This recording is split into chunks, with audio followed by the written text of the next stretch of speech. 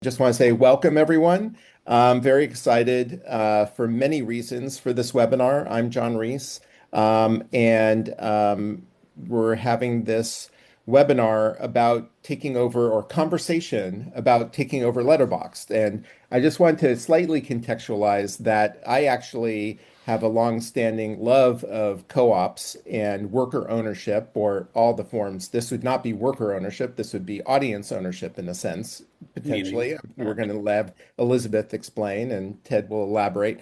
But I've always felt that this is a way to really, cooperatives are a way to really have democracy really throughout our whole lives, and that it's a way to have democracy permeate every aspect of our society is through co-ops, and that co-ops teach democracy. Co-ops are democracy in action. And now that we're faced with fascism on multiple fronts, politically and economically, we need to really think about like how we as creators and as citizens are going to maintain our voice in society. And so now I'm going to introduce Elizabeth Joyce, who I just met, I think, 2 weeks ago, and who founded Intrinsic Entertainment Collaborative to bring tripod financing, which was new to me, even though I have a little bit of experience in cooperatives. Yeah, we It's a forgot about. collaborative model of impact investors, artists, and workers to create marketing cooperatives, bring marketing cooperatives to life. And then I'd also like to introduce Ted Hope, who doesn't need a ton of introduction. There's I a think hundred people on. pretty much everyone in my who follows this knows Ted, storied producer and Substacker and fomenter of good trouble, let's put it that way.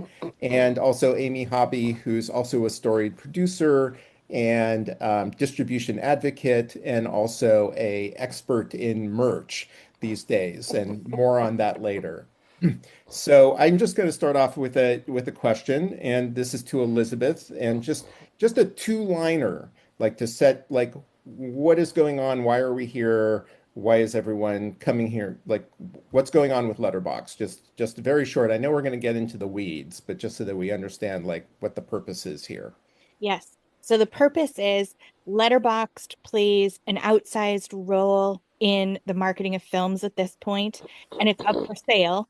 And who the buyer is going to have an outsized impact on the future of independent film. Right. Okay, good. Very excellent two-liner. So, but why is this? So I'll ask Ted and Amy to chime in on why is this important? Like, why is Letterbox important and why do we care about this? Amy, you want to go? Yeah, yeah. I'll just I'll say a couple things, and Ted, you can chime in. So, there's a lot of things about Letterbox that are really important.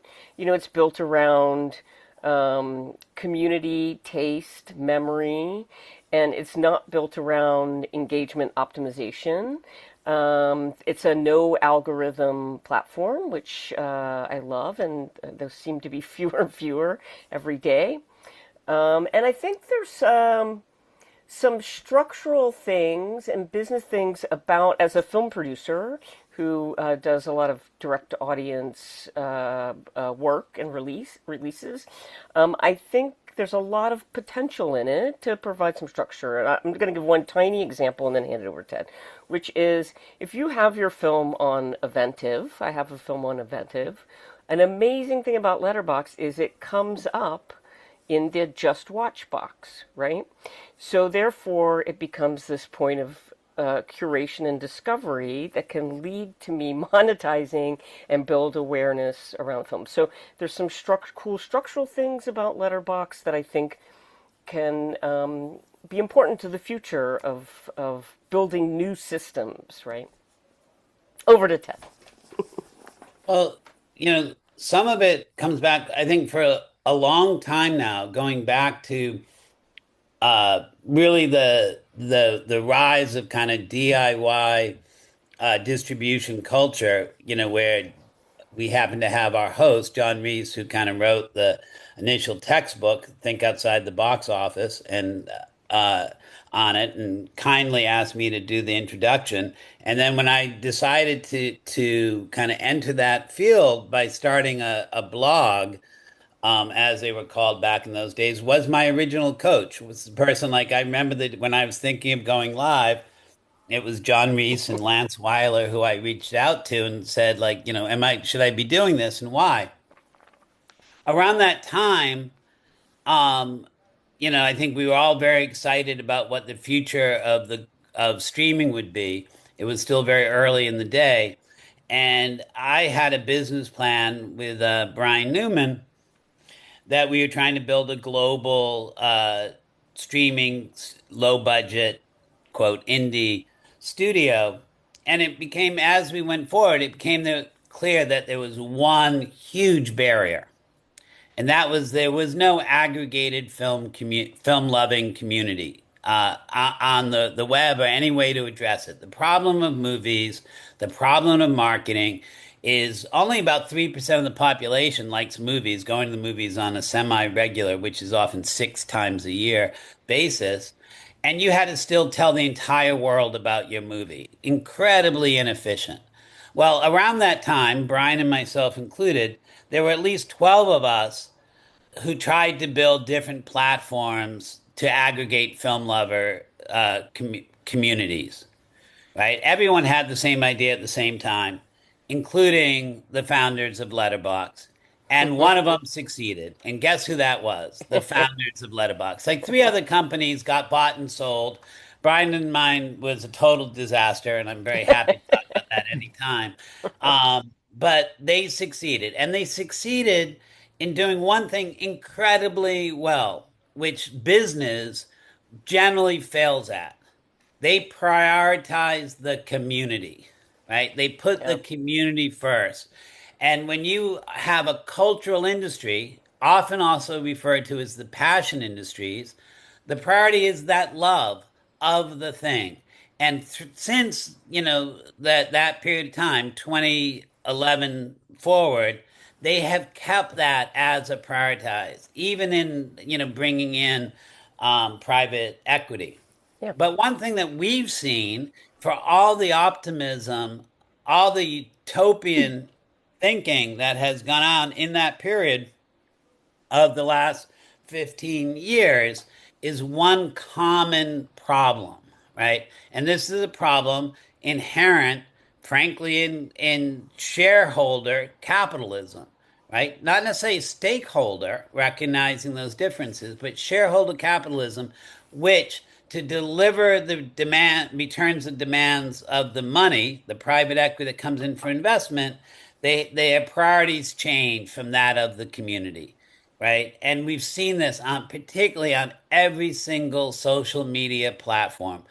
The phrase that Cory Doctorow, and again, props to John Reese, who got me to read both Choke Point Capitalism. I don't think he was responsible for getting me to read Enshittification, but it followed soon after. Cory Doctorow's 2 great books on this situation that expose the problem really clearly. So there is no other platform that has aggregated 26 million film lovers and put their feelings about cinema and their community at the forefront, right? It is really remarkable what they've built. That yes, there are ways to help in discovery, help with community building, help with appreciation, many things that can be done. Actually, I would say the opportunities are fairly endless that are there, Yeah. but they've shown tremendous commitment to keeping the priorities of the community first and foremost.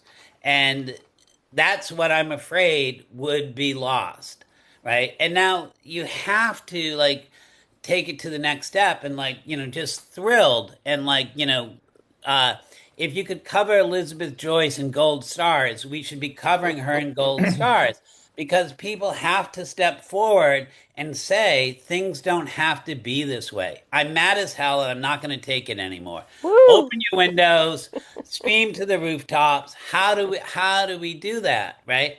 And Elizabeth, who I think I've known all of 5 months, 4 months, or courtesy of a community that has emerged on Substack, on Filmstack, shared big ideas, and I was fascinated with the big ideas of co-op building, as you mentioned, and she was poised, right place, right time to Yeah. move forward when the news was announced that Letterboxd would be for sale, and was willing to pivot from her priorities of what she was already doing to try to say, this thing that I built, could we use it to do this, to actually keep Letterbox for film lovers, for filmmakers?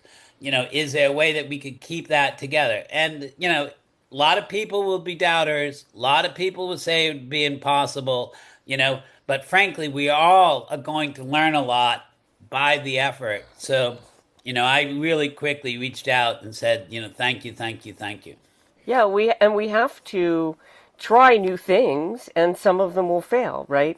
And we'll learn and iterate and grow as an industry. So, well, Elizabeth, you and I only talked for the first time less than a week ago.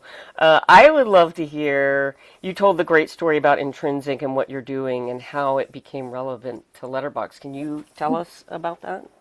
Sure. So, to give a little bit of background, I went to undergrad at NYU planning to study human rights policy and film.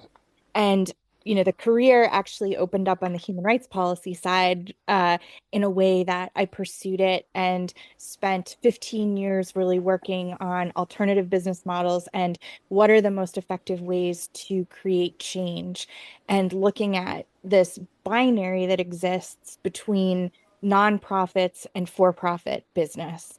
And for-profit business, right? The unregulated, unrestrained sort of maximization of shareholder value above anything else is one extreme. And then the nonprofit model, while critically important to so many services, it's also not feasible for everything to be a nonprofit, right? So there is a lot of really interesting green space in the middle. And that's what I spent sort of 15 years really. I've spent working on that in academia, in NGOs, and as a social entrepreneur. I had a business that I started that I ran for 7 years. I bootstrapped it for 7 years. Massachusetts passed benefit corporations as an entity in 2012. In 2013, I incorporated one of the first benefit corporations in Massachusetts. And at the time, people were like, "What is that? That's weird. It doesn't make a lot of sense. Well, are you a nonprofit? Or are you a for-profit? What are you?" And I'm happy to say, I ran that company for 7 years. And I never took outside investment because this whole idea of enshittification and what that really is, enshittification is a word that has become popular and it's punchy and right and it's fun and all of those things. But what it really describes is the inevitable trajectory of a business that takes venture capital money. That's all it is, right? It is the description of what happens when your financial structure optimizes for an exit on a grand scale. And we're familiar in the film world with the concept of slate financing and right and the idea that it's all part of de-risking from the investor's perspective. But it adds a lot of risk from a business perspective. If we think about this as a business model and we think about the idea that if we accept the premise that nine, uh, that you have a slate of 10 anything, right? Companies, films, whatever it is. If we accept the premise that nine of them are going to fail and therefore one of them has to go 100x to pay for the entire thing, then what you're doing is you're forcing all 10 of those companies or films or whatever to optimize to be the 100x. And that is the core problem here, that is not sustainable. And it also forces everyone to sort of make business decisions that don't lead to long-term success or durability. And I think that they really don't benefit anyone but the people who are profiting off the exit. And so for those reasons, when, so I ran that company for 7 years, and I started it out. I was manufacturing a product in a unionized factory, and in a unionized factory, and we were using sustainable, biodegradable materials and all of those things. And we had a lot of traction. And so investors would say things to me like, "We love the Made in the USA branding. It's unbelievable. If we used prison labor, we could use $14 more per widget and still say that it's made in the US." And so I would say, "Ooh, that is entirely not the point of what I'm trying to do, right? I do understand how you could make more money by exploiting people. I get that premise, and it's not what we're doing." And so in that time, Ted, did you want to? Okay. Point. Um, so in that time, right? The thing that as I was running that business, the thing that I was really thinking about was this idea of how do you get startup capital for any business? Because all businesses, all films need startup capital. But how do you align the incentives from the sort of moment of inception, right? How do you align the incentives from the moment of inception to make sure that you're bringing on the right kind of investors who are mission driven, who are aligned with your goals, who are aligned with your vision, right? Because there are an infinite number of things that people can invest in to make money. There are an infinite number of those. But if you want to, if you want to start a film, a business, a film, anything that you want to start, and you have any goal besides just making the maximum amount of money possible, you need to be exceptionally careful in how you align everyone's incentives, the investors you bring on, and the structure and the format of that business. So that is, I know that's a little bit of a, um, you know, detailed version of why would we start Intrinsic this way. But as I moved into, that business that I had before, I ran that from 2013 until 2020. In March 2020, I was 8.5 months pregnant, and I waddled into FedEx with my last shipment of, 6 mats that were going out. And I decided at that point that it had really run its course for me. It wasn't my passion anymore. The thing that I was passionate about was the business model. And I had my daughter in April 2020, and that summer went back to my first love, right, of screenwriting. And so because of the pandemic and the number of things that were then online, I think that was when I started doing webinars. And I think I heard Ted speaking, and right, and like heard people that, because I was in Boston, I wasn't in LA, I wasn't in New York. The effect of the pandemic and those webinars was that I was able to sort of hear what was going on.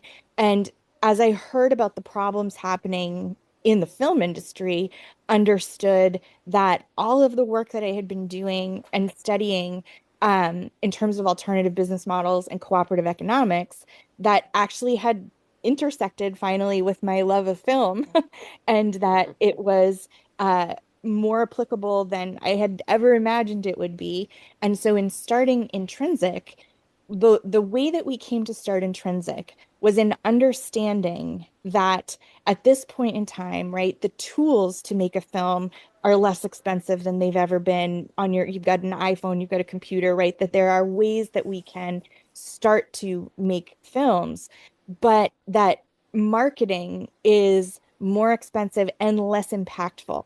That we have an infinite number of social media platforms, that marketing has changed from being, 3 networks that you put a trailer on, to an infinite number of social media sites. And that at this point in time, whoever owns the structure of those social media sites, whoever owns the social media site, owns what information gets out there. And so it is the least efficient, least effective way of marketing. We've all sort of been forced into a world, whether you have, a local bookstore or a film or whatever it is that you have, we're all now dependent upon these platforms that started out in these sort of venture models, that have their incentives are totally not aligned with our incentives. And ultimately, I mean, I think Twitter is probably the easiest example. I don't think I need to tell everyone what happened to Twitter, but that it is an example of every single platform. It sort of doesn't matter how many platforms, um, start new platforms, old platforms, whatever it is. Enshittification is a word that describes the inevitable trajectory of a venture-funded social platform. And so that's where we are. And that's why Letterboxd, as Ted said before, Letterboxd, they founded Letterboxd 15 years ago and have avoided that trajectory very intentionally. And, in 2023, a Canadian private equity company bought a 60% stake of it. And if you read the press releases that Tiny themselves, the private equity company, you can read Tiny's own press release that they put out at this time. And they talk about how, oh, they're a different type of private equity company and it's a long hold and they view this as a long-term investment and they're not going to sell it for parts and all of that stuff. And yet, 2.5 years later, here we are, because at the end of the day, they have a fund, they have investors, and they're responsible to those investors because that's their business model. So that's the relevance. That's my stump speech for why the actual, like, the nerdery of this matters so much in terms of the structures and the details. So now And, go ahead, oh, Ted. I just want to hit that even harder for everyone who's on this call, which I assume are first and foremost filmmakers, but also entrepreneurs too. And I've been really fortunate in my career in getting to generate a ton of movies, right? And generally keeping the bar pretty high in terms of the quality level and actually their impact, both. But really, like the core piece of that is exactly what Elizabeth is saying, is how do you make sure that we're aligned in our values and our actions go forward in a system that we didn't build? Right now, we recognize that we are in a system, and we recognize that system has actually worked its way into us and our thought processes. But we're looking to make really unique, artisan work that resonates wide and has that opportunity. And where movies go wrong, where quality falters, where they fail to connect with their audience, is often where they lose track of what those initial values really were, right? And how do you bring everybody together? And I think that we rarely take the part when we say that we are artists and entrepreneurs to look out and try to see where the system affects us. Now, I think I do that a lot, but 100%, if you came and talked to me in 2015 about why you should bring a movie to Amazon, I wouldn't have foreseen where we would be 5 years later, for better and for worse, right? On that. So we all need to be super conscious of the system we are in, that the work, our labor, our passion, uh, is able to land in and go forth from. And so Elizabeth, like looking at it and saying, we have to take responsibility to make sure this tremendous tool that the Letterbox community and founders built doesn't go the way of the other place is a huge step forward that we've needed for a long time. This action itself is a huge step forward, and it is mirrored by what has happened from the film community and building the Future Film Coalition, what Distribution Advocates is doing, what Color Congress is doing, what all these other organizations are doing. This is a democracy movement from the community looking at the means of control, the means of distribution, the means of finance, what culture, this incredible soft power that can shape our hearts and minds, that create who we are and what we do, can be protected.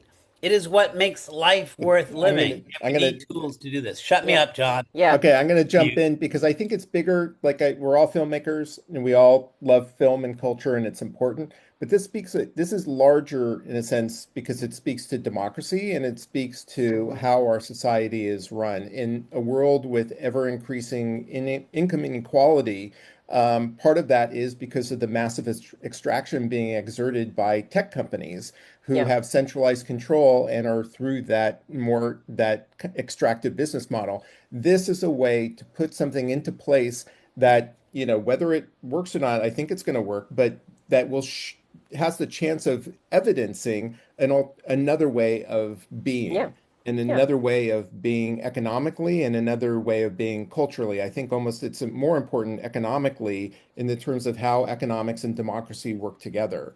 And that we all know about data extraction and the problems of data extraction on top of that. And this is part of a movement that you can see in open source platforms that are starting to develop, like on Blue Sky, or for instance, Black Sky on Blue Mhm. Sky. And there is this movement going on, but this is a chance to take something that already exists and really push it forward tremendously. We're in with a large already existing community as a foundational example of what is possible. I think it can be an incredible test case, right?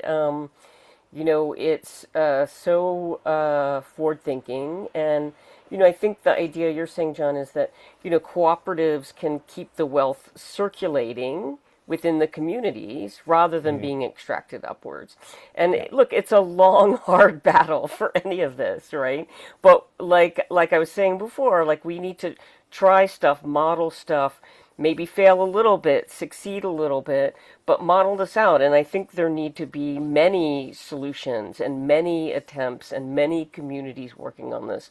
Like I was saying, also Color Congress is a great model for what they're doing, creating a sort of new fabric between organizations that are led by people of color, with a cooperative decision making process. They're pretty new. They were formed in 2022, so and they're learning as they're going, and they're working towards a decentralized sector, right, as well. So I think we all but this is just so great what Elizabeth is doing. So I think All it's yeah, right. So important to I wanted, know, if I may, I think it's important to know the steps because yeah, Elizabeth did that's yeah, a what I was going to tremendous get to. amount of work yeah, before we even got to this point, right? And it's her generosity of sharing that work that allows us to be having this conversation today, yeah, right?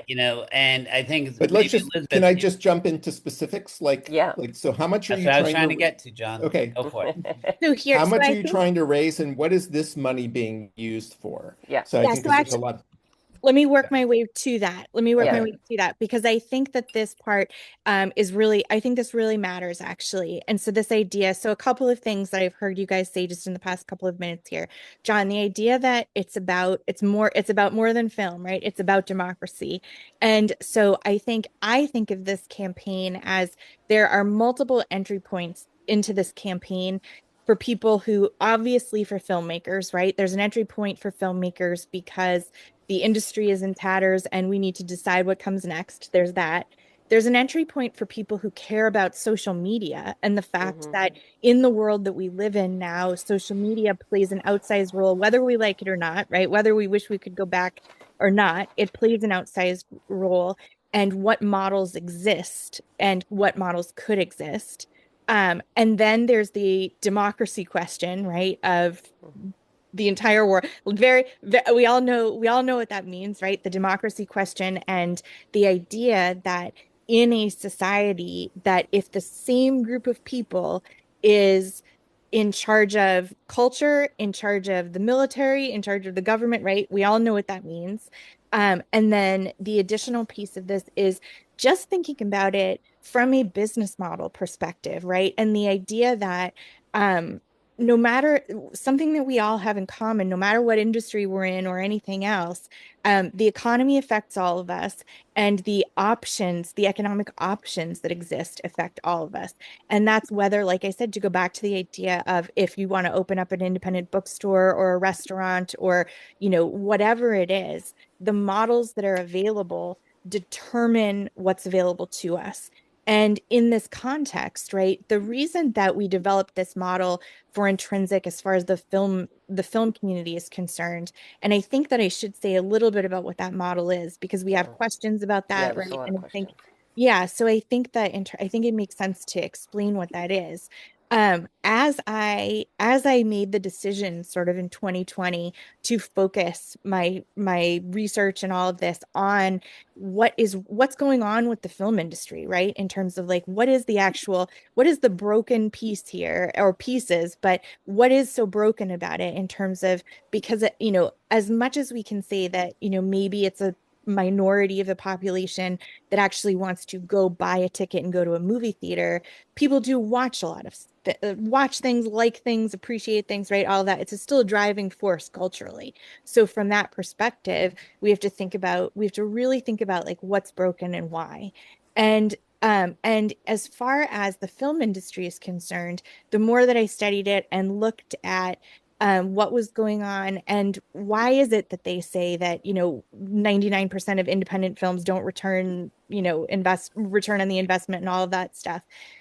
It's not that it's not that 99% of independent films aren't making any money. It's that that money is not being distributed, right? The profit and loss is not being distributed equally amongst each player in that value chain, if that makes sense, right? The idea that in from the marketing perspective, that is the place that I think we have a tremendous amount of waste and inefficiency when we've got all of these platforms and things that if you want to boost your posts on social media, that the quality of that outreach that you're doing, right? The quality of that engagement, the money that you're spending, all of those things, what is the return on that? And as I started studying that, that's where coming to this idea of looking at the difference with films on Letterboxd with high engagement and like looking at what is the difference here in being able to communicate directly to an audience, right? When there are a lot fewer middle people and fewer bots and all of those things. As far as the intrinsic business model is concerned, so the way that these two ideas that seem sort of different tie together is that as filmmakers, we do depend upon social media, right? We do depend upon these platforms to market our films.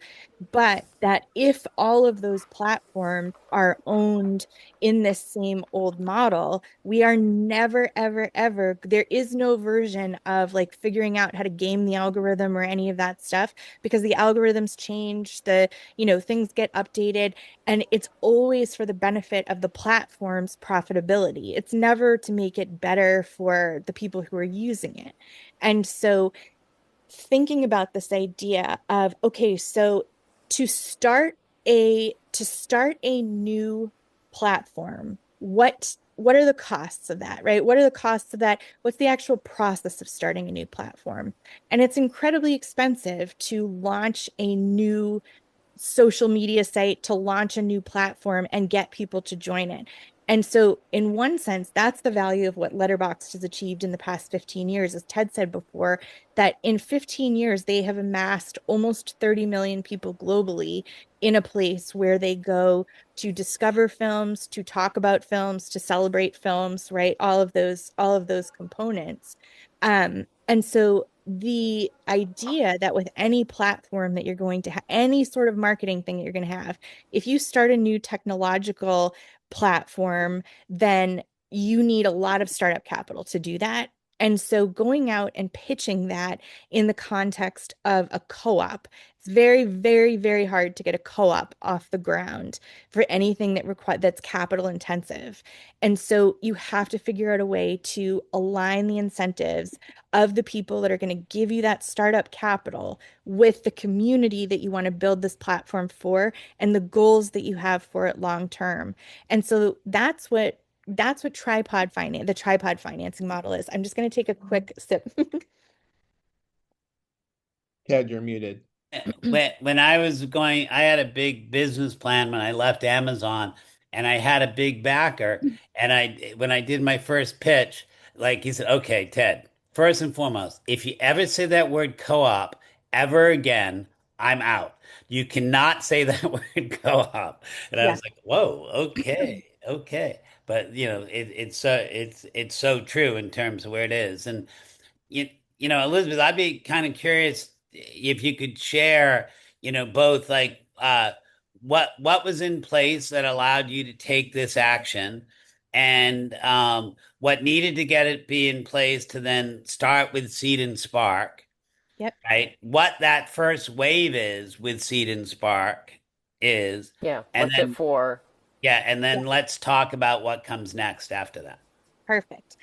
So what we had in place, and the reason that we were able to sort of do this pivot, as you said, is that we spent the past year planning for the structure and building of a company that would allow us to start a platform called Community Center that is a collaborative marketing platform that would be run in that would be a cooperative that would have joint ownership with workers, with users, filmmakers, right? That it would be a joint ownership model. And so, in order to create that, we created a unique set of bylaws in a partnership with Harvard Law School's Transactional Law Clinic and Boston College Law School's Community Enterprise Clinic.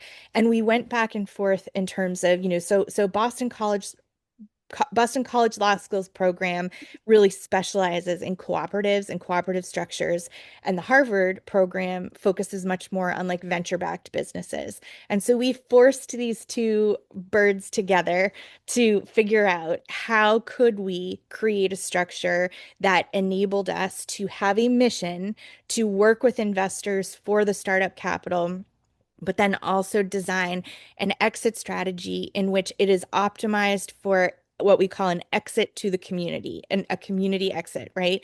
And what that means is that anytime you're going to take on, if you're starting any business, anything, and you bring on venture capital, right? They want to know what is the exit strategy for them? Are you are you optimizing to be acquired by a strategic, right? Like if you are starting a bookstore, if you're starting an online bookstore, are you optimizing to be acquired by Amazon? If you're starting any sort of business, what is the moment at which they get their return on their investment? And that's the reason that investors hate the word cooperative, right? That's why they hate co-ops because, And is a big tell, right? That ultimately what they're evaluating at all times, not necessarily the good of the platform or the investment, but the opportunity cost of their money.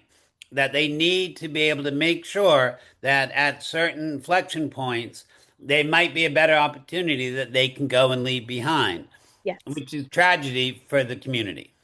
Yes, exactly. Right. Most of those funds, their investment theses are like a 3 to 5 year exit. Maybe it's a little bit more, but they don't want it to be more, right? They want it to be three. They don't want it to be five, and they definitely don't want it to be seven. They are looking for they want you to flip something for them. They want to make a Right. quick So buck. when you prioritize sustainability, you need to have a separate set of goals that are planned from the beginning. And this is what you did in trying to design the company along the way. Right. So our company, we were focused on the idea that we knew, we spent a lot of time looking into launching as a cooperative and what's involved in launching as a cooperative. And the barriers to that, there are huge barriers to that, right? Huge Yeah. financial barriers to that. Unless you personally have a bunch of money that you can put into it, or you know someone who's going to give you the money, that it is incredibly difficult to get off the ground as a co-op. And that's why we designed an evolution, right? A process in which, okay, we need to bring on impact-driven, mission-driven investors, and we need to give them an exit to the community that wants to run it like a cooperative. And what is Yeah. that mechanism? And so the mechanism for us is equity crowdfunding on WeFunder. And so WeFunder is interesting because, there's more than one equity crowdfunding site at this point. But WeFunder is also a public benefit corporation, right? They have an actual mission behind what they're doing too. And their mission, they come at it from the concept of like democratizing investment opportunity in these things.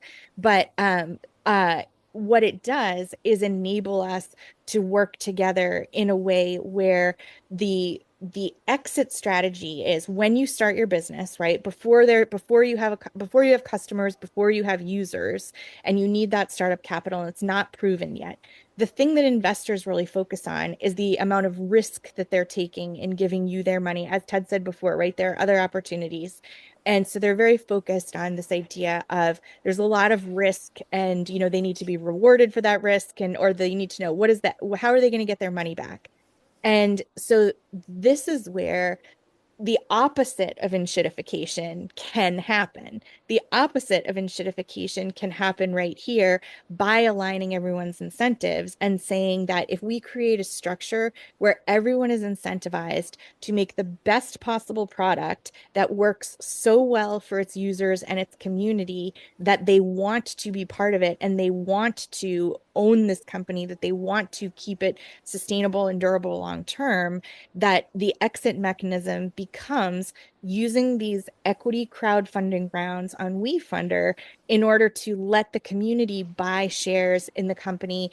And so if you start out here, if we think about it as like at the beginning, right? At the beginning, you have mission driven angel investors who have given you your startup capital. And then you also have like a small amount of, worker owners, customers like this that over time, as the amount of workers and customers and community increases, they're buying back the shares from those initial shareholders so that we have a process in which you bypass each other here, right? The community and the community, the workers, the users get to actually bypass those original shareholders and take ownership of the company and evolve it into a cooperative. And on that model, Elizabeth, how locked in stone is it? Say you have a very good angel investor who Yeah. would like to, stay, whose missions are aligned and they want to stay involved. Is that a Yes. mandatory buyout, or can they No. stay involved? It's not a mandatory buyout. So they are absolutely allowed to stay if people, and in fact, like we welcome that in terms of people who want to invest long term. That's wonderful, right? If they're willing to participate in profit sharing and things that allow them to experience return on their investment, but in this different sort of patient capital sense, right? And using a different model, that's wonderful. And we, are happy to have that as well. Hey, Elizabeth. So I'm just kind of scrolling through the chat a little bit, and I don't know how much you can talk. I mean, I think you can talk about this, but there are some people who I think might be interested in putting some money in or invest. But what are those rules? Like, if you put in an offer and we're not the winning bidder, what Well, can we happens to even our just money? can we just even back up because I think there's questions about the raise that you're doing now. So this thing on Seed and Spark. Hmm. Let's see if we can just Yeah. spend 5 minutes on that, Yeah, and then lead and into like then go me, if I'm doing it, what are the right. implications? Yeah. Yes. So that Yeah. just very quickly, because my understanding that that's not buying the company because it's Yes, only a correct. hundred Yeah. thousand dollars. Right. That's Right. paying for the lawyers to set up the structure in order to buy the company. Yes, and not even actually set up the structure because we already have the structure. We spent a full year doing this already.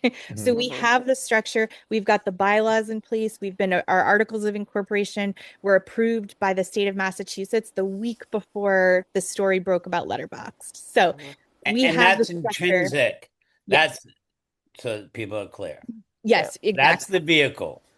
That's the vehicle. So that's the company that we already have through which we can attempt this acquisition.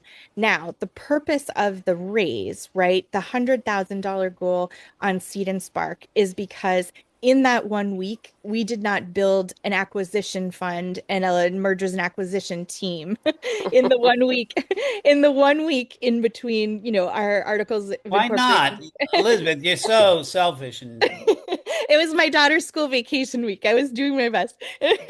Uh, so in that 1 week, right, we hadn't started fundraising to do acquisitions. The work that we had been doing was on the platform that we had designed, that we were moving forward, right? Everything was a go already for Hmm. our platform, Community Center.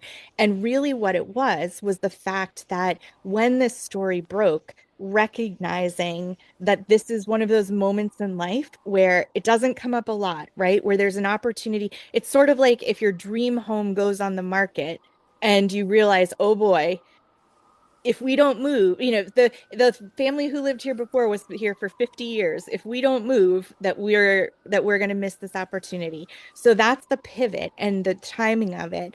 And the reason that, so in terms of legal fees, I do understand that that's not a very it's not a very exciting thing for people It's not to ask sexy. people. It's not, yeah, like it's not, nobody's excited to think like you're raising money for legal fees. But the reason is because in order to do any of this, right, in order to get a seat at the table, to go through a competitive bidding process where we would be competing against private equity firms, against strategic buyers, publicly traded strategic buyers, right? Like entities that have enough cash. I think I said it in the post the other day that Ted sent out, enough cash in a suitcase on a private plane to do this already. That's who we're competing against. And so, in order to compete against those buyers, we need a legal team that specializes in mergers and acquisitions, that can conduct the bid for us, that can conduct due diligence on the company, right? On all of the things that have to happen in order for there to be a process. And so that is where it comes down to, as I said before, we've spent all of this time, on the structure in order to be able to launch a community Hmm. And center. we'll let And to just to jump in to yeah. that, but this 100,000 will be enough to do that. And then at some point you're going to, so people who are giving to the 100,000, which I did, I encourage everyone to do this because it's like it's not that much money. Let's just do it. And but then what's the next stage? Like when can people then get involved? When is there going to be a place where you like I want to give because I believe in this, I want to give $5,000 and I'm buying quote unquote shares in a sense. Like when Yeah, does how's Well, that hold on that pivot? for one Yeah. sec, if you may, though, John, because I think that for the people on this who've been following this, we got off to a really quick start. Yeah. Raised almost a third of the money, and then we capped when we exceeded the goal. People, I think, Oh saw that there yeah. was a Yeah, what hundred thousand happened? dollar Yeah. donation, and then it was removed. Elizabeth, can you kind of explain Yeah. what happened there? Yeah. So unfortunately, anytime there is a campaign like this that is a very public attempt to um, get a seat at the table with the powers that be, that it's going to attract attention from people who are really excited and want it to succeed. And there's also the possibility that it attracts attention from people who don't want it to succeed. And so at this particular Hmm. moment, nothing is verified or right. So there isn't anything for me to say. There isn't anything verifiable that I can say at this point in terms of exactly what happened, other than to say other than to say that pledge that came in can't be verified, and so we can't take that funding at this time because it's not verifiable. Yeah, So we just right. we so keep you on Yeah. going. still right, so you still So there's need still a huge need. yes. Yeah, There's a huge gap. So anyone who went and saw like, oh, they've exceeded it, that's not true. So yes. we all need to do our best. One thing I'm doing is I've created some merch, and my new merch company is going to give proceeds to the campaign. So I'm going to little self plug. It's not really a self plug because I'm going for years. I'm going to put that in the chat, and say you want like a a T-shirt and also to give money. Come on down. Right. And Um, I think that so another really important thing is to say that this is not the only fundraising we're doing, right? This idea of this tripod model, the tripod model is based on the idea that we want to give multiple avenues into participating, regardless of sort of people's own personal finances, that you shouldn't only have a seat at the table if you can write a check for $1 million, right? Our intention in doing the Seed and Spark and having a $4 entry is that you get a seat at the table if you can do $4. And that we want it by design to have as much inclusivity as possible. Now, I say that, and then I also want to be super transparent about the fact that $4, the Seed and Spark campaign, I want to be super clear and make sure that there's no confusion that we are not allowed to sell equity on that platform, right? So that is not an equity crowd raising platform. That's different from the WeFunder model that we have for doing the thing where we take a company that is owned cooperatively and we sell to the community. So this is different from that. And I want to be super clear about that. That the reason that we are doing that is because as of right now, Letterboxd is a foreign company. It's not a US based company. And so there are very specific rules that apply, like SEC regulations around who is allowed to invest and whose money can be used to purchase a foreign asset. And so the SEC regulations limit that to what's called accredited investors. And accredited to qualify as an accredited investor, you need to either have a net worth, and these are just to emphasize, these are not our rules, these are the SEC's rules. And they actually exist for a good reason, which is to make sure that a person who can't afford to lose money, right? Because all startups, all films, all startups, all businesses, they're all risky. And so any investing is risky, right? Any investing you do anywhere has risks involved. And so in this sense, these rules exist to make sure that you don't invest $100,000 you can't afford to lose somewhere. That's the Yeah. reasoning. That's the As rationale. film producers, we also understand that and have to create language around that for film But investors. Yeah. let's talk a little bit about the maths and the utopian dream piece also that's there that I think a lot of gets a lot of people excited, right? When Tiny bought, the valuation was 50 million. That's correct, right, Elizabeth? So I think that some of the stuff, so this is where we need to be a little careful, right? We were not involved in any of that. And so it is real. So actually, I would rather, if it's okay, let me go back to the description that I was going to do in terms of making sure that we understand specifically what this means for this Yeah. community and community ownership here. So, Absolutely, but yeah, I want to just get to the fun part, which is the wild dream, yeah, Well, and I think, no, I not know, lose but that, if I may, please. no, I know, And but that's just recognizing that this huge platform, 27 million, 30 million, like that, whatever the valuation is, like, yeah, it would be huge if 10% of that population put up $20, but that would be $54 million dollars that wouldn't actually come out of the investor's pocket, right? And so yeah. when people start dreaming of that, that's one of the exciting pieces. So let's not lose track of how, Jared Kushner's team or BlackRock's team will have to actually put all their own money in, but the angel investors might have the benefit of the community's love. Yeah, and so I think that so it's absolutely correct to focus on the exciting part of the math as thinking if we think about, Letterboxd as having, let's say they've got 26 million users, right? The idea that if 26 million people give $10 and nobody is in a big position of risk, that's an awful lot of money. And so that's the idea here in terms of doing with a Seed and Spark, starting at that place and saying, so it dovetails nicely with the actual SEC regulations. The SEC regulations, where they are designed to be protective, there are also these specific regulations because it's a foreign asset. And so we have to, we can only take accredited investors. So equity crowdfunding there are different types of these rounds that you can do.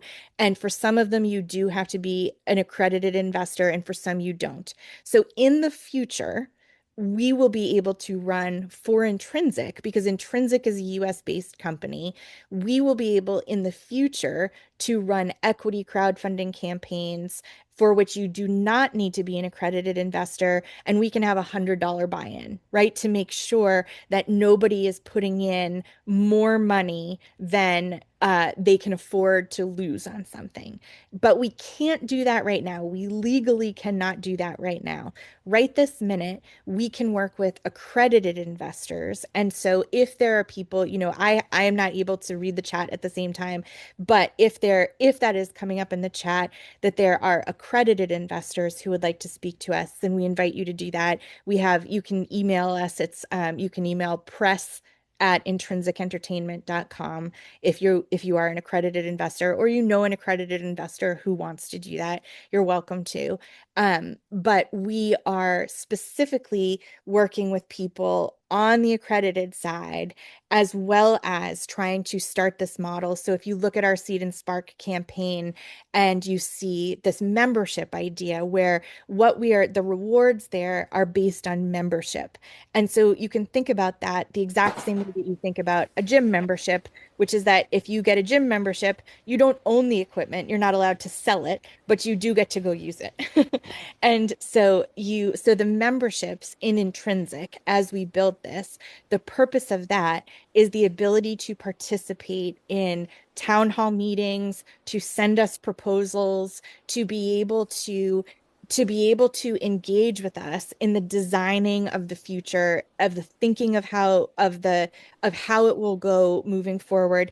And in the Letterboxd case, so I just saw Sasha's comment pop up. And so one thing I just want to be clear about, Sasha and others, but is that like there's a lot of stuff that gets reported online that isn't necessarily factual. So we do need to be really careful about what we perpetuate, just in terms of, so that's why I'm erring on the side of caution in terms of saying really clearly what things that we have participated in and can verify and what things we can't. So that's why I'm going to toe this line here, this very specific line of like what's verifiable and what's not verifiable, so that we don't accidentally put out information that then sort of snowballs and takes on a life of its own, but is not actually accurate information. So I'm just going to pause just because I saw one particular, I see it, Sasha, I see it, but it's not accurate. So let's just time out on it. Okay, buddy? All right. So what I am going to go back to this idea of equity crowd rounds, and what that means for buy-in for people who are going to participate in Intrinsic. So our goal right now is to bring together people from the community who do not have to be accredited investors by selling the memberships, which are not equity in the company, but it's like a gym membership. Like I said, you come, you participate in the town hall meetings, in the brainstorming around what direction we want to go, the structurization, all of that. An interesting part of this campaign and what is being reported in the press. So this right here actually brings us to a good example of the idea of there are things that get reported in the press that we can't verify the amount of detail, right? That we can't necessarily verify what's fact, what's not fact until we read contracts, until we read specific contracts that we're missing context. So an interesting thing I'm going to take one sip of water. An interesting thing that's being reported in the press. I don't know if people saw the piece that came out about this in Deadline this past weekend, written by Jill Goldsmith. It was a phenomenal piece that Jill talked to us, spent more than 3 hours talking to us over repeated times, fact checking, asking questions. She really did the work of a reporter in looking for comments from different parties and all of that. And so the interesting thing, I think, right? And so this is something that I want to be very, very clear that I have not read anyone's contracts. So I can't say confidently that I know what's going on because I didn't read the contract. And unless anyone else did, they don't know either. Now, with that said, in Jill's piece in Deadline, the Letterboxd founders asserted that they are going to be really critical in determining the next steps for the platform, and that they do, in fact, retain some sort of, they have some kind of relationship with Tiny that we are not privy to. I would imagine, unless Letterboxd is on this call, no one else here is privy to either, that indicates that they are going to be central. They continue to own 40% of the company in determining what that looks like. And so it's not that I don't want to say, here are all of my ideas for, like, here's exactly how Letterboxd is going to run, because I have plenty of ideas. I've got hundreds of pages of ideas written out, but that means that when you enter into a new business relationship with people who there are, continue to own 40% of the company, all of that, that we have to sort of go in this path. And I think that one of the things to think about here, something that I have observed coming from the startup world into the film industry, is that in the startup world, something that there are a lot of things that I have lots and lots of critiques about the startup world. One thing that I think is good is that there is the culture of iteration and the culture of taking big swings and trying things, trying new Yeah. things, being willing to put something out there before you have perfected it. To, like, I mean, this gets used the wrong way.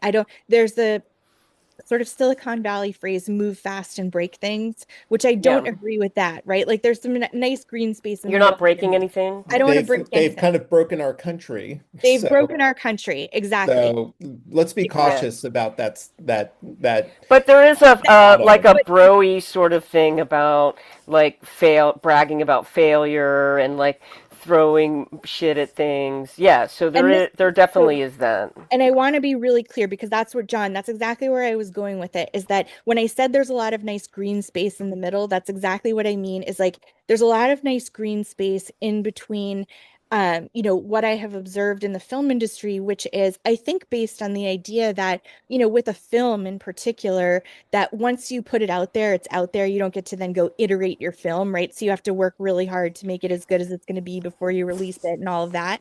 So it makes sense. It makes sense from that perspective, but it doesn't always work as far as business models are concerned.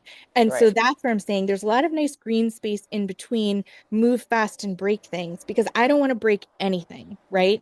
I don't want to break anything. But what I want to do is make sure that there is movement and not stagnation.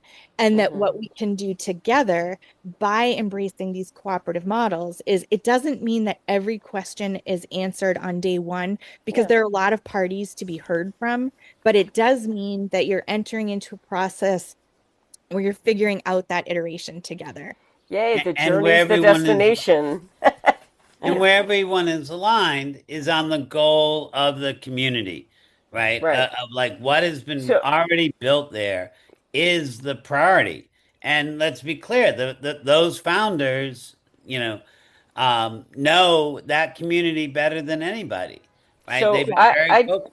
I do have something, so because I'm kind of half reading the chat here, but just to make something clear, because someone's like, so I'm just giving money to the legal fund or whatever.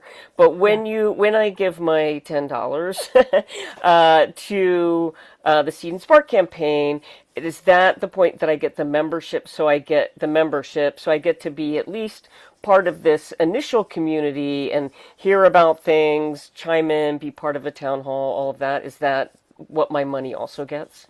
Yes. So as far as the way that the crowdfunding campaign works is that, we only get that money if we reach 80% of the threshold or higher. So let's say that we Right. get to the 80%, Mm-hmm. then that's why specifically the reward is a membership and intrinsic, Mm-hmm. because we are going to Understand. keep going with this regardless of what happens with the acquisition. We're going to keep going with the model that Yeah, we so had. my money, if the bid fail, like if you're Yep. like it doesn't work out, Yeah. we had a good time.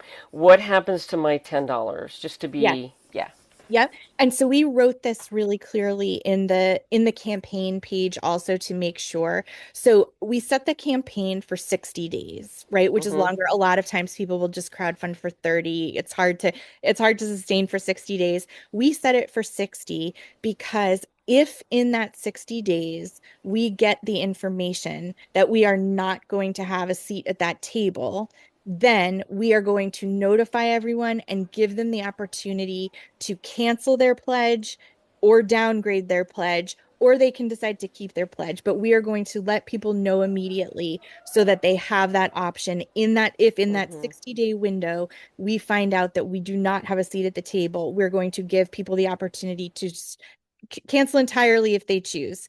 Now, we hope that they will stick with us in the sense that we had this pre-existing business model, which was both the platform that we are already building and also the nonprofit that we incorporated alongside this with Boston College Law School. And the purpose of that is to be able to have a recoverable grant making program for filmmakers, which would enable filmmakers to, recover. The difference between recoverable grants and non-recoverable grants is that there are benchmarks at which you repay that grant, right? Like if you achieve a level of financial success. So it makes it sort of equitable so that if rather than like if one film that you give a grant to hits it out of the park and then they never pay any money back, if one film hits it out of the park, then they pay their grant back and helps people. So all of that we would be proceeding with anyway. So if you choose, so if in that 60-day period we find out that we're not going to be successful, then we will let everyone know and give them that option. If at the end of that 60 days we are still in the running, essentially, that and the campaign closes and Seed and Spark processes your pledge and we get that money, then at that point in time, again, we will have incurred more legal fee. Like we will have incurred all of these legal fees. If we are 60 days into that, we will have incurred that much in legal fees anyway from the due diligence perspective, from all of those things. So we're not walking away with a windfall. We will be paying the people to do this work that we need in order to go toe to toe with private equity. And so just so it's clear, right now we're just short of, I think just short of $32,000, just Yeah. below that level Yep. of that 100,000, right? So $68,000 still has to be raised of that initial piece. Yes. So let's say that 100,000 is done. Yep. Intrinsic gets a seat at the table, right? What happens next? Yep. So what happens next is we are already working with mission-driven angel investors to come up with the larger checks to to facilitate the actual acquisition itself. So all of that is in process. And the reason that I can't go further into that at this moment is again, this legal piece of having to actually, you have hundreds of pages of disclosures and agreements and all of these things to get through. So this is a to turn this around in kind of a 3-week period here is actually a phenomenally ambitious undertaking. We can do it, but that is the reason that we can't say everything publicly at this time But because this is where the tripod investment comes in. The yeah, angel investors, yep, Hmm. crowd equity, and another piece of crowdfunding the that would seeding be on Seed Spark, presumably, or maybe another platform, depending. So somebody's already working on the plan to raise the 60 to 100 million or whatever yes. that is. Yeah. That Okay. is that is well underway that we are working on that, working with those people. And that's part of, as I said, you have to do, there's a lot of, those people conduct due diligence. Hmm. Yeah. Everybody conducts due diligence. Everybody writes up contracts. Everyone's lawyers have to go through everything and then they tell you what their feedback is. And the other team's lawyers want to look, right? So it's not an overnight process. Hmm. We are making it as much of an overnight process as it can be made. And that's where we are right now. But what we can say again is the idea that we are 100% confident in our ability to put together a to put together a competitive bid based on the research that we have done, the Hmm. preparation that we have done, the relationships that we have, the angels that we are working with, and the number of people who have a stake in this, whether they realize it right now or not. And those people are, as I said before, filmmakers have a stake in this, whether they like it or not. Um, People who want to use social media have a stake in it. People who think that our democracy is degrading because of the business models available have a stake in this. So our objective right now, the thing that we really need to do, I'm not sure if any of you saw the campaign to save Spirit Airlines, if that's something that you watched. No, don't Okay. save it. Have you been on a flight in the last couple of That's years? Some people favor price over safety or comfort. Not to yeah. mention the Their markets that choice. it covered. Woo. The So, markets, yes, exactly. The markets that it covered, right? And the fact that it provided an alternative to spending Yeah. No, $500 on a there major are airline. cities that are only served by Spirit. So Only served. there's that. So, Yeah. and the relevance to us, right? The relevance to us is that the Let's Buy Spirit Air campaign, Spirit Airlines collapsed on May 2nd, and somebody on TikTok just sort of threw up a campaign and said, "Hey, we should buy it. We should use this sort of cooperative model." They referenced the Green Bay Packers model, which is different than what we're doing, but Hmm. that's what this group referenced. They said, "Hey, we should do it and let's do the Green Bay Packers model." And because they had a bunch of TikTokers, I'm too old for TikTok. I am, so if anyone's a prolific TikToker, please send us an email also. The TikTokers put it up, and they have over $300 million pledged from people who got excited about the idea that they could save a company that, as John said before, serves a specific purpose, right? Yeah. It Yeah. serves specific markets. And so in this particular case, those people have a stake in it. And so they have gotten pledges, over $300 million in pledges, in a way that what I am asking for your help in is not to say all of you open up your pockets to an extent that you can't do it. That's why we're trying to stick with these small dollar amounts. But what Yeah. we do need is help getting the word out there to all of the different constituencies that exist, and some Hmm. TikTok kids. TikTok kids, email me. Uh, People Uh, who But like T-shirts, buy a T-shirt, buy a but mug. but but Elizabeth, just to be clear, because I saw some confusion in Yeah. the yeah. chat, Yep. um, that the let's say, everyone on this chat right now chips in $20 and we basically, reach the goal of the $100,000. Yeah. Angel funders are in for some amount, right? Yeah. Crowd equity of accredited investors, those that have $100,000 to lose. Mm. How Yeah. Yeah. come I don't know more of those people? Um, come in some place. But what about the little guy? What about the point? I don't even care about getting a return on my money. I want Yeah. to put $50 in to save the platform that I've been part of since 2012 and I care a lot about. And I just want to help in that way. Am I going to be able to do that? Am I Yes. after the seed and spark? After the seed and spark is After the done. Yeah. 100,000 seed and spark, Yeah. what is the Can I opportunity still for the invest? Yeah. non-accredited investor that isn't filthy rich angel investor supporting of the cause, that isn't a crowd equity funder? What is the person that can't really afford to invest but wants to vote with their dollars to save the things that they care about? Yes, so we will continue to have memberships in Intrinsic available. So we will continue to have low cost memberships in Intrinsic that are not equity based, but that have this, $14 buy-in point in terms of And, not having a huge and investment. how will that benefit getting to the winning bid? Just like do that math. Okay, sorry. I thought you were asking about beyond the bid. So in the context of this bid right now, this is a 60-day campaign.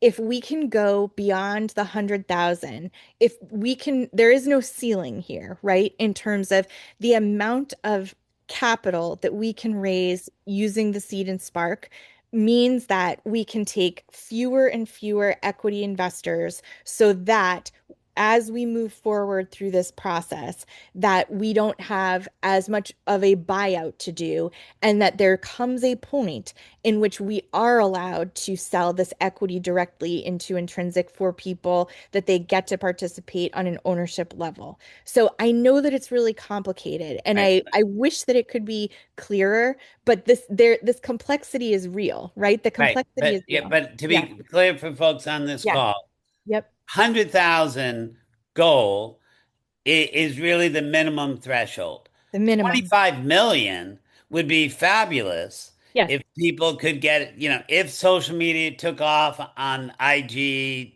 TikTok, everything else. If that all took and 25, that meant, and let's just say the winning bid, was, 75 million for this 60% Yep. stake, right? Pretty significant. But to that degree that the crowd delivered 25 of that in essentially donations and whatever benefits that come from it, the private equity then would be looking at the 50, the angel investors and the crowd equity would be looking at supplying the other two-thirds of Yeah. that victorious bid. Correct. Right. So That's in other words, don't stop at $100,000. Like we have to recognize that we yeah. really need to get that number way the F up, and Yes. this dream can start to approach reality. Yes. Very much so. And the degree to which, right? So if we think about it as, let's say that we don't get that much money. Let's say that we just get 100 on the seed and spark, and that we take the rest of it in equity investment. Then it's going to take longer to utilize the model in which we evolve it into a cooperative. It will take longer to evolve it into a cooperative that way. It doesn't mean we're not going to do it. We're still going to do it. That was always Right. the The plan. What low we the did, lower the equity stake, the faster the the club faster, development. Do faster. you have a Yeah. way of accessing all of these letterbox users who love the platform and might want to, who are audience more, much more audience than filmmakers? Yes. So the two places off of Letterboxd that there are communities of Letterboxd users are Discord and Reddit. And so Mhm. to the degree that there are members here, so one of the things, if you are like on Reddit, for example, you can't just create a new account and immediately start posting. You have to sort of be like a longer term user. So if there are people who are, longtime users of any of those platforms, getting the word out on Discord, on TikTok, on Reddit, those are great places to reach the Letterboxd users and to let them know that our incentives as filmmakers are very much aligned with their incentives as community members. Right. So basically, we've wasted our time in life not becoming avid users of Reddit, TikTok, all those other platforms. If I had done that, then I could make change happen. It takes So all, this is the coalition mentality, right? Is that we need each other actually, and that this is where they need your art to have something to write about. Otherwise, they wouldn't have anything to write about on these platforms. So this is where we need to work together. Let's not have our culture be a cultural asset. I mean, a corporate asset. There we go. I like that t-shirt, Amy. Please. Damn it. I got to work on that. um okay, any last, because I think a lot of the issue with a lot of the questions in the chat are they're very specific, and I'm not sure what you're allowed to talk about at this point in time. Like, are you even able to talk about like what the governance structure would be, say you're able to acquire Letterbox? Can you? So I can tell you what our governance structure is right now. And so what our governance structure is right now is that we have two classes of stock, right? We have Class A stock, which is the traditional kind of stock in which an investor or an early employee would have that kind of stock and would have a board seat that's sort of a 1-to-1 ratio with that board seat. Then we Hmm. also have a Class B stock, and this is the part that makes it a hybrid between a traditional company and a cooperative, because that Class B stock is what goes to all of the employees, all of the users, anyone who participates in a future WeFunder equity crowdfunding raise, right? And so that's the mechanism that I described before, where like as this group comes up, this group goes down, right? This part here. It starts like this, where the Class A stock, the angel investors who have written $1 million plus checks are here, and the community sort of starts here. But we built specific mechanisms into our bylaws so that as the number of people on that Class B side, as their representation increases, that they increase their number of board seats until it surpasses the number of board seats in Class A. Yeah. Right. Okay, good. I'll be right back because I got it. I'll be right So back. the Sure. question, does buying a T-shirt get you a membership? No, we're unaffiliated at this time, but Elizabeth enjoyed my merch designs, and Cutaway is raising money for Intrinsic. So profits from T-shirts and mugs, maybe some other things in the future, new ideas from Ted, can just get aggregated into a check for the cause, for the Seed and Spark. Yeah. And I saw a question there, Elizabeth, that someone buys a membership in Intrinsic. Do they Mhm. have to renew that membership every year? Is that a lifetime value? How do they keep their voice in Letterbox? Yeah, so that would be an annual renewal in terms of we can't, if we sell a $14 lifetime membership, we're not going to be able to cover our costs to even administrate this thing. So Hmm. administer this thing. So from that perspective, it would have to be an annual sort of that's why, but we're keeping it low enough so that we're hoping that, that's a price point that if this is valuable to people, the idea that $14 a year doesn't feel, like it's Onerous. Yeah. And what about the folks who put in 250 now? Do they get do they get 20 years worth of membership, or do they? yeah. No, so we have to, this is the part where like we have to, if we want to be able to run this without taking money from venture capitalists, from the types of groups that are going to want us to change the model, the community does. This is something that I think has changed with the advent of internet businesses, right? Because that business Hmm. model changed before the internet, we all expected that we had to pay for goods and services. And that mentality has changed where now we want things to be free. But when things are free, that's when instead you are the product, right? That's the piece that comes to Yeah. them from the tech world. They say that, like, if you're not paying, you're the product. That's very true, right? That, like, if you're not paying for something, then your data is getting sold, advertising is getting sold, all of that. So there will be an annual cost. It doesn't mean that, what it does not mean is that you don't have to choose to do 250 every year. You're Yeah. not locked into the $250 price. Right Hmm. now, what we're asking is for people to help us put together a legal team very, very quickly that will work in concert with the group of angel investors that we have.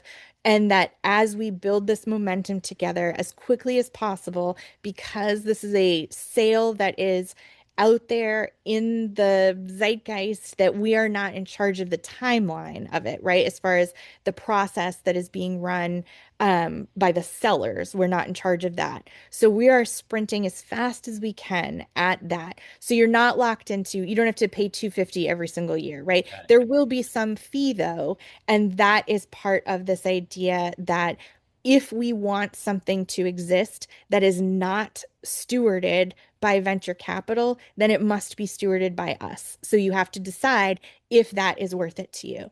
Right. Right. Now, before we're done, I just want to ask one big question, Yeah. because I think many of us who have enjoyed the privilege of getting a movie two or 100 made over time have recognized that so much of what has been called the independent film system is dependent on people who have a great love of culture, a great belief in the power of impact filmmaking. And those angel investors in our movies might very well be, intrigued about trying to start to support infrastructure builds or preservation sustainability like this. Yeah. what does the $6 million angel investor who comes in and says, I'm here, I want to pledge Elizabeth, I'm going to do it. What are they going to be able to know that they get versus what is subject to negotiation? Are you saying specifically in terms of uh if Letterboxd is purchased versus if it's not, or are you Yeah, is that yeah. Let's yeah, just okay. say, well, let's say to begin with, just walk through Yeah. like I I have a trust fund of $250 million. If only that was true. Yeah. And I want to use $5 million of that in support of Letterbox. Yes. Yep. So so what happens? And Yes. this is the dream that somebody on this call is like right now sitting on the edge. What are Yeah. you telling? Yes. Okay, great. So from that specific perspective, this is part of what we're working up with the lawyers right now is to make sure that we have agreements in place where if our bid is accepted, that then those funds are transferred. They do not have to transfer those funds to us until a bid is going through. So you don't have to give us your 250,000 or $5 million prior to a bid being accepted. So that's the first thing is that we're not asking you to transfer money to us and then hope for the best. So that is done through a process of letters of intent and a contract between lawyers and all of those things in which we don't need to change the money doesn't need to change hands right now on that front. Now, we still have to pay those lawyers. That's why we have to do the Seed and Spark campaign at the same time to make it possible. And ideally, some angel investor would say, like, and I will also cover $100,000 of your legal fees. Absolutely. If anybody would like to do that, we would love to hear from you. We'll write you the nicest thank you note we can muster. And we've got a bunch of writers, so we can do it. Uh, so yes, absolutely. And in terms of the future of where we can go with this, intrinsic, we are moving forward full speed ahead either way. As we said before, we pressed pause on what we have been working on all year in order to do this because to us, the value of Letterboxd is clear. And this is what I wrote about in the Hope for Film post from Monday on Substack, which is that if we look at the data on what it costs right now from a marketing perspective to have a commercially successful independent film, you have to expect that you're going to spend at least 200% of your production budget on your marketing, on your ad spend, in order to have a commercially successful independent film. What makes a measurable difference in that is if your film has high engagement on Letterboxd. And that doesn't even mean everyone has to like it. It just means they have to be engaging with it, watching it, talking about it, right? All of those things. If there is measurable engagement with your film on Letterboxd, the number drops to 116% from 204%. And what that means is that it goes down by almost 43% the amount that you have to spend on your marketing and advertising in order to achieve this sort of comparable levels of return on your film.